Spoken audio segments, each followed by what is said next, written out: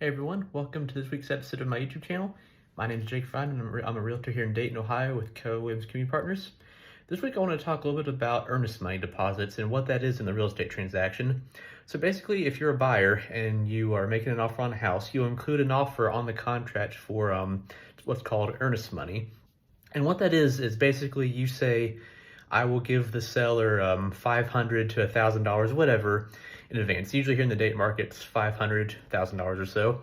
And that's just a little early down payment, early deposit on the house, showing the seller that you're serious about buying the house. And now if you pull out of the house for some reason that's contractual, like it fails in the inspection, you don't get your loan approved, something that's written into the contract, you typically get that money back. Not guaranteed. There's sometimes a fight over it, but more often than not, when you void the contract and you back out of the house for a contractual reason, you do get the earnest money deposit back.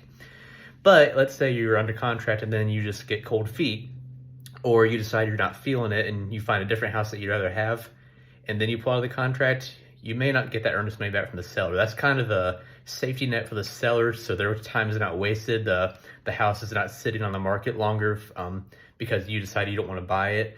So that's kind of a little safety guarantee for them if they miss out on another buyer or miss out on time in the market because you kept them under contract and then backed out of it. So it's kind of just something to show the seller that you're serious.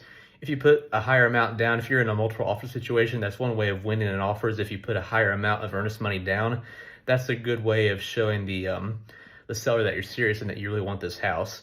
And then at the end of the transaction, usually a buyer will have to bring some money to closing for closing costs, title fees, lending fees, etc. The earnest money deposit is credited towards those closing costs at closing. So really, it's money that you're going to be spending regardless, but you're putting it up front to kind of get your name out there, get yourself ahead of any potential competition for the house, and show the sellers that you do indeed want that house. So it's another little trick to keep in your toolkit. To talk to your agent more about that as you're writing up offers on houses about what you can do as far as earnest money goes to put yourself ahead of the competition. And hopefully this helps you understand a little bit more about what that is and how that plays a role in the real estate transaction. Thanks for tuning in. I'll see you next week.